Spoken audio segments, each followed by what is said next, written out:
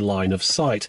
Also, on the passenger side, you don't really see it either. And I also think that from the outside, it's quite hard to see because it's against the black of the rear view mirror. So overall, it's a very discreet solution. I'll pop over to the passenger side though and just show you where it goes. Right, so this is what the passenger sees. You can't see it there, but it's not really getting in your line of sight.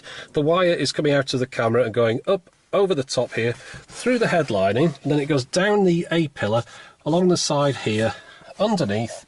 I've put it underneath where the carpet goes there. It goes all the way through here, and then that's plugged into the 12-volt power supply there. Right, so that's it there. I've switched it on.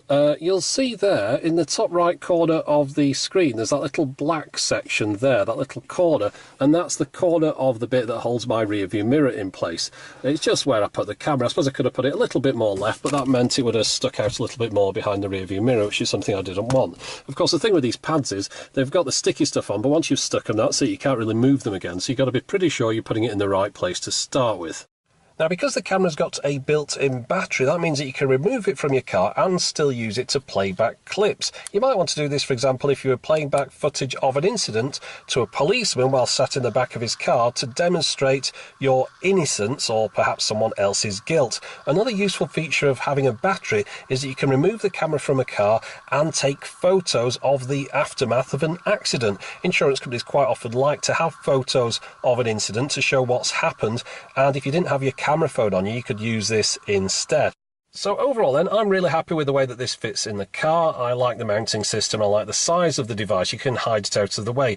There's enough cable in my car to get all the way around. I should have measured that cable before I put it in, but I'm damned if I'm taking it out now. But regardless, even if there isn't enough cable, it's pretty easy to extend a USB cable with another USB male to female cable. It's just a standard USB cable, so not an issue. The only thing I'll mention here, bit of black tape I've put over the camera there. I put it over the logo where it said 1080p full HD. That's because that was a little bit obvious, I think. If you look through the windscreen, it was a big white font and it made the thing stand out. So something that you might want to cover up if you get one of these. But other than that, I think it's particularly good the way it fits in the car, and it hides out of the way and it doesn't disrupt anything at all. I'm going to keep that one in my car. It's the first car camera that I've come across where I'm actually going to keep it in my car for an extended period of time.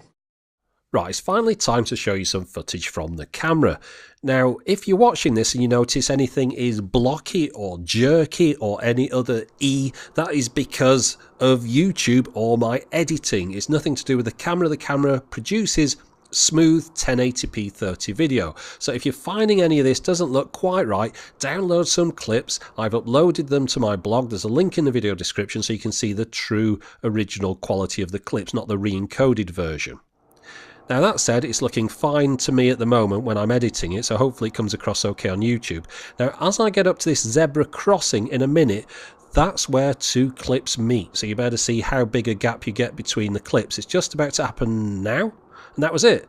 There's probably no gap at all on the video there that's discernible, and that's because there's no gap between clips, which is a nice thing. You always want these cameras to produce video that's nice and smooth without any gaps between any jerkiness. I don't even like those ones that sort of jump back a little bit. I find those a little bit disconcerting.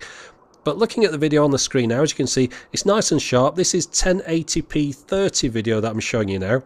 The camera also does 720p 30, but there's not much point doing that because you're not really gaining anything. You might as well just record in 1080p 30. It doesn't do 720p 60 or anything like that. And 720p 30 also has the same field of view as 1080p. So if I was you, stick it in 1080p and just leave it there. There's no need to go messing about. Now let's just see how the camera copes with light and dark. I'm going under some trees now. As you can see, it's making the road sort of dark and then light and then dark and then light. And the camera's coping very well with that, I think. You get some cameras that take a lot longer than this to react to